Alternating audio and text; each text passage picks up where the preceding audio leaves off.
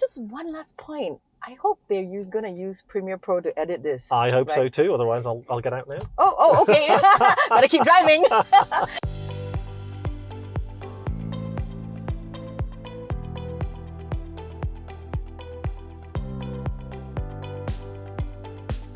Hi, Simon. Hi, Eunice. Welcome to Making the Cut. Thank you. Looking forward to this. Yeah, thank you so much for being here. Are you ready to go for a drive? I am. Let's roll. Yeah, let's go.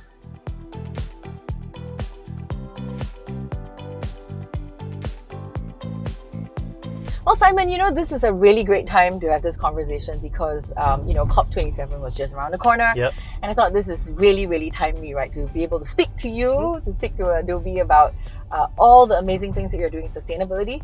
But tell me a little bit about some of the initiatives, though, because I know you have some hard sustainability objectives going on. So tell me a little bit about these initiatives. Yeah, so back in 2015, actually, we followed the science-based targets and committed to that. And we've also committed to, by 2030, that we'd have 100% renewable energy in all of our offices and cloud services. By this year, end of this year, will be about 75%. Wow. So we already have this. And that's avoiding carbon offsets to be carbon neutral, right? So we wanted to be practical. And within the organization, we have like an operational focus of like, how do we make it real? Right. As well as what are the processes that we can re-engineer and the people, skills and training that we need to put into place.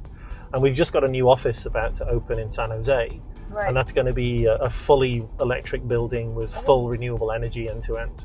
Fantastic. Yeah, because I know that your science-based targets were quite hard targets, right? Yeah. So it was a pretty early commitment to say, look, let's do something that's actually measurable, rather than just talking about it and setting a goal that could move. Let's put a date, put a target, and use some kind of measurable process to make sure we're quite good. Adobe, even before I joined and I studied, like they're very metric oriented. Okay. Right. So it's like, let's actually set a goal, measure it, make sure it gets hit. Tell me a little bit about, kind of either the challenges or also advantages, right? As opposed to a company that has a physical product when it comes to going green. Yeah, well, you have to remember that we used to have a physical product. Yes, of course. Yeah, because we used to put our stuff on CDs, shrink wrap box, lots of wasted plastic and cardboard, send it out through a channel, lots of supply chain emissions, all this kind of stuff. Because you've been around for a long time. Yes, 40-year-old company this year, actually, it's our anniversary. And that was the old way of doing software because the internet didn't really exist. Yes. Right? And Adobe was one of the first companies to move to this thing called the cloud. And at the time, people were like, what does that mean? And, oh, good, they're going first. Let's kind of see what happens, right?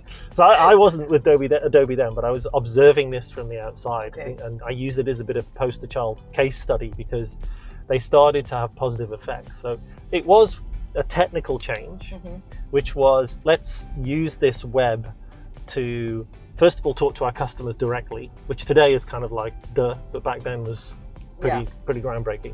And also a little bit of a business model change, but the technical change was, let's stop delivering everything physically and allow people to download it because they've got most places, by then we're getting enough bandwidth to do it. Putting more and more into a really efficient data center, you get that economy of scale and you get to say, because I think Microsoft did a study that an efficient data center can reduce the PC storage by up to 98%. So that's kind of the main sort of history of the story. And then the digitization of all the stuff sort of starts to bleed into different areas. So one of the things we're also well known for, of course, is PDF. Oh yes, of course. Right? Now, I was just going to say, you're probably one of the few companies that has some of your products have become verbs. Yes. Right? Like, have you PDF'd it? Have you Photoshopped it? Right? I mean, it's become a verb. So exactly. That's quite an achievement right there. Yes. And the PDF, boring old PDFs have been around for a very long time as well. But it was interesting during the pandemic, of course. It's like, we can't use physical paper anymore. What do we do, right? So, fill and sign. Exactly, right? So then we started getting asked. We've got some great case studies with like banks, like in the UK, NatWest.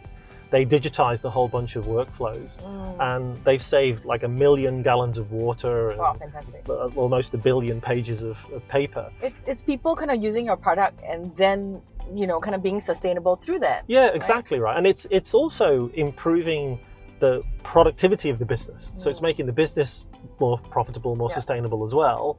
And it's also reducing the admin and annoyance that all paper-based workflows tend to have. Yes. I know that you have some hard targets on your data centers, or specific decisions, right, that you make to choose these data centers. Tell me about that, as opposed to, like I said, using something like local storage. Yeah, so we partner mostly for our data center capacity. I think we still have a little bit of legacy of our own assets around the world, but we tend to use the hyperscalers like Microsoft and Amazon, right? And we rely on them to do the deep engineering. But we also agree with them as partners, right? This is how we want to consume your services and how compliant that they need to be as partners to impact sustainability, be efficient, and meet our goals. Like I said, our hard target is by 2030, everything should be renewable energy. And so that feeds into our choices as to what data center we use, what service we use in that, and is it compliant to those kinds of things.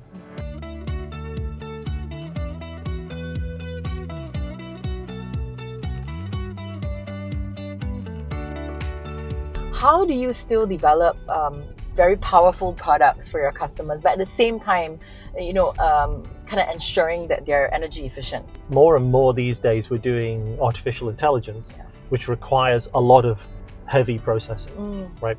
A lot of our end users of Photoshop want to clean up their images, or they want to take people out and put them in somewhere else, or objects out. And that used to be a painful process of zoom in, get the mouse and click the lasso, right? I'm sure you know this. Right? You've seen the photographers. Yes, So we automated that using our Sensei AI a couple of years ago, but just recently at our Max conference, we showed how now you can take a picture and the AI will automatically identify every object and automatically lasso it. And that productivity saving for the individual is super value, because if it's somebody's job to make the image ready for production, we probably just save them hours of work. So we see the benefits of things like AI cascading into that. And once you can scale it, then there are opportunities to do a lot of reductions in various areas like that. Fantastic. It's so amazing that you have all these different products, and a lot of your customers are from the creative industries, right? As your illustrators and your photographers, filmmakers, and all that. How do you involve them in some of your sustainability practices? One of the key uses of our creative cloud with everybody is telling a story, expressing themselves. And we recently did a global survey of creatives, and all about the creator economy. And globally, in the past 3 years, there's about 165 million people who've joined the creator economy. Wow. Now, about 25% of those creators do it to express themselves. Some of them who are influencers try and make money from it. Some people run a little business doing it for themselves. And then a lot of people actually work for companies that need their creative output, right? So everybody's doing this story. So I did bring an example of something with me. One of our influencers is Puzit out of Thailand. And he makes these cute little images. And here's my reusable water bottle with this printed on here. So we kind of do collaborations like this to showcase their work and talk about the physical impact of some of the things around the sustainability space as well. That is really fantastic. It's nice to kind of get them to be part of the story, isn't it? Yeah. And I'm sure you have a lot of stories to tell as well. That's the job.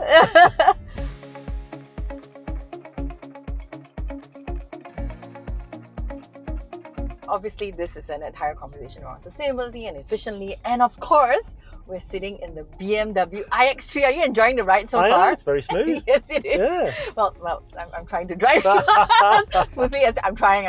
I mean, of course, this is a fully electric vehicle.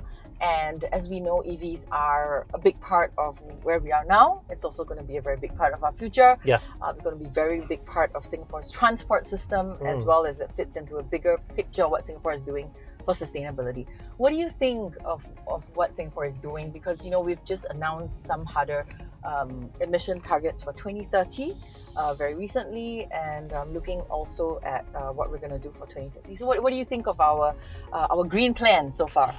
So I jumped on the Singapore EV bandwagon in the very, very first EV trial in Singapore. Oh, really? I think it was maybe 9 or 10 years ago. Fantastic. So I worked at SAP and we took on one of the first EVs in the 40-car pilot program. Oh, wow. And we had a station charger put in our car park underneath the building in Mapletree. Right. And we had our own EV. Oh, fantastic. I'm talking to a pioneer. So I believed in this for a very long time because that was my project. I said, do you think we could do this? And the CFO said, oh, yeah, that's how And so off we did, and we did it. Excellent. Well, I'm glad you're here and you're part of the, part of the whole EV revolution as well. Can you maybe give me a little bit of an example of how your customers are using your products in a very sustainable way, and maybe even related to the automotive industry? Yeah, sure. Well, I mean, I mentioned the paper-based world earlier, but let me give you a totally different angle. Okay. And this is kind of leaning towards the metaverse, right? And this the whole 3D world. So for some time, we've had a capability that we acquired called Substance, and it came from the gaming industry. And what it did is specialized in textures, photorealistic textures. Mm-hmm. And then we took that and said, well, okay, people want to build 3D models and make them look real, like photos. So we evolved that. So now I was with another automotive CMO just recently, and he was telling me that because this EV race has accelerated, it's very difficult to get a model of a car to produce all of that marketing collateral to pre-sell the car to create the demand, right? Because it's a long workflow and you need specialists and it's quite costly. So and it's quite a long process. It is. So he's like, yeah, this digitization and building 3D models, and if he could produce a model of this car that is unmistakably real in a photograph, but it's totally digitally produced, then it's like, yeah, and I can make 20 different colors in 30 seconds and produce and get all my campaigns out, and I can A/B test, and then I've actually fed that into the supply chain. And it's saving all these materials, it's changing the way that they do business, more efficient. Yeah, and it's also meeting the demand of the business that there's more to be done and more models to be launched. Yeah. So I need more of these models on a quicker basis. And content velocity, we kind of sum all this up as content velocity in all businesses because of this digital acceleration of people wanting to talk to their customers. They want more and more content that's good, high quality. So we're kind of meeting that demand with this 3D capability. That's really fantastic, because through your products, you're also helping your customers meet their own sustainability targets. Right? I mean, it kind of ticks a lot of boxes for them as well. Yeah, it definitely hits a carbon footprint when you kind of eliminate the physical workflow and digitize the whole thing.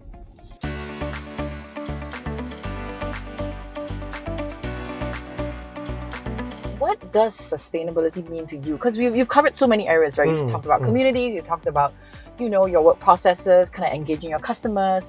So what does sustainability mean to you, Simon? Yeah, good question. So I have kids, so I'm thinking of the future for them, not just for myself and my wife and family.